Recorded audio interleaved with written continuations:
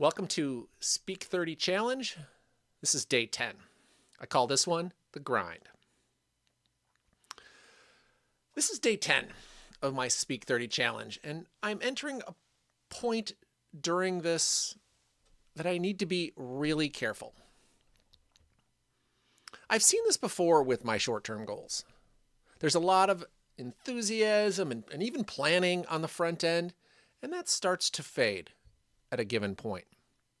The questions start popping into your head like, why am I doing this again? Is this anything besides just going through the motions at this time? Is this just a burden on my time? I'm also starting a little bit of a slide in my discipline at this point in this speaking challenge. Sleep in a little bit later, so I'm not giving myself enough time in the morning to prepare or write a speech. And I'm thinking, I'll just go in and I'll wing it. Well, today I want to talk about a time that I didn't quit and was able to push through and grind to the finish line. I've run 2 marathons in my life, but as the old saying goes, you never forget your first time. I had several reasons for wanting to run a marathon. The first,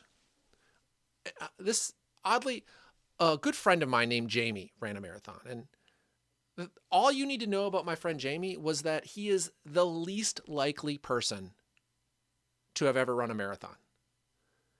And seeing him do this and knowing he did this helped to open my eyes a little bit wider and maybe expand my vision to see what was possible.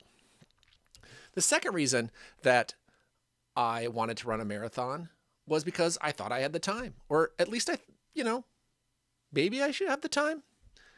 I'd recently quit a job that I didn't like to start my new career as a stay-at-home dad for our 1-year-old son.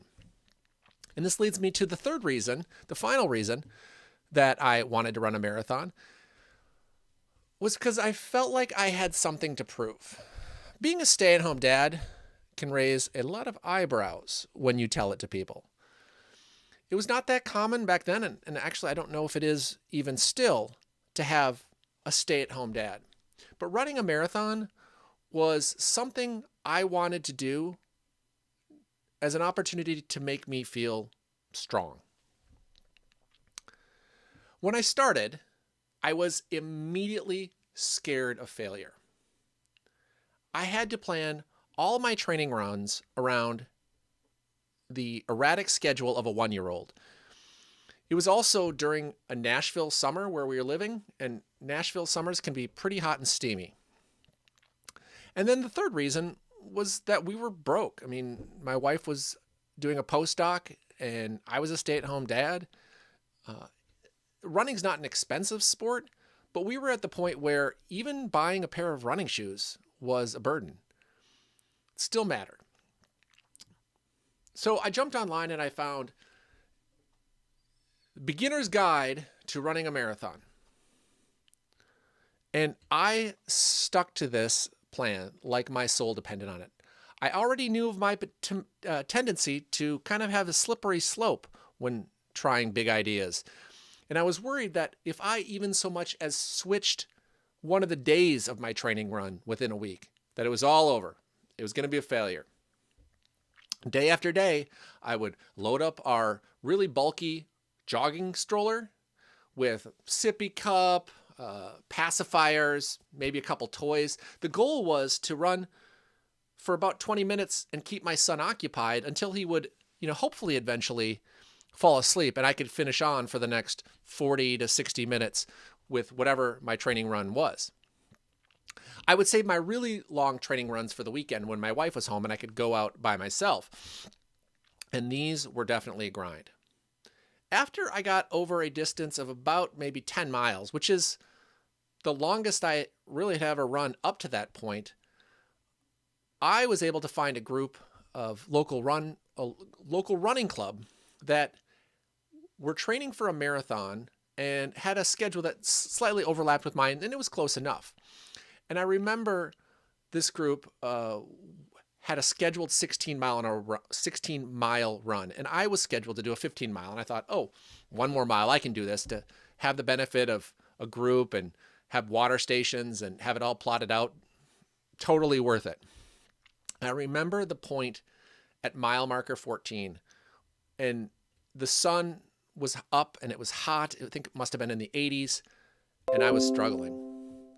I remember that I got to the water station and the water was gone. I was dehydrated, but I knew that I had to keep grinding and I had to keep finishing my run.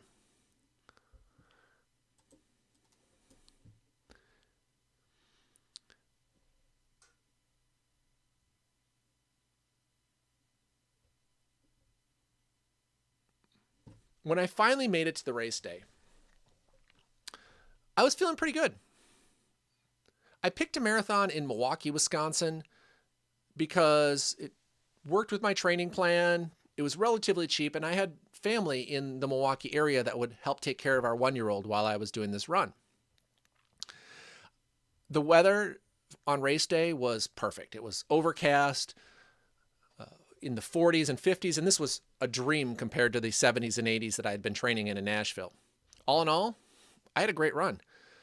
The run had very few participants and even fewer spectators as you went through the course, so it would mean I would go for miles without seeing anyone except for maybe the people that were running at the same speed that I was. But this was no problem. I trained without people out cheering for me. I didn't know any better, and I felt great till about 22 miles. Now, I had trained with my training run to 20 miles. And so when I hit mile 22, I was hurting. Runners often talk about hitting the wall. And until you stare that wall directly in the face, you have no idea what they're talking about. I remember coming down around mile 22, and the last stretch, you run for about 4.2 miles along the lake shore of Lake Michigan. And as soon as I came down to that lake shore, I got blasted with a probably 15, 20 mile an hour headwind. And man, there's the wall. Wow. I wanted to just lie down in the grass and wait for some vehicle to come along and pick me up. But I didn't. I kept moving forward. God knows it wasn't pretty, and it wasn't enjoyable. All of the fears and doubts that I had in my head were just screaming. But I kept grinding, and I finished the race. And at the finish line, you get a medal, and then it's Milwaukee, or it's Wisconsin, so they also give you a beer. And I have to say that that beer was probably the greatest award I've ever received at that moment. What made me think of talking about this topic today for my speech? There is this idea out there of a cookie jar. When you accomplish something in life that's really hard, you have to stick it in the cookie jar. You need to capture those moments, and when the time comes, when the motivation is gone, when you're questioning your reason for starting something difficult, you can always go back to that cookie jar and say, oh yeah, remember that one time that I wanted to quit, but I pushed through and did that hard thing? Okay, I can do this. Time to keep grinding. Thank you.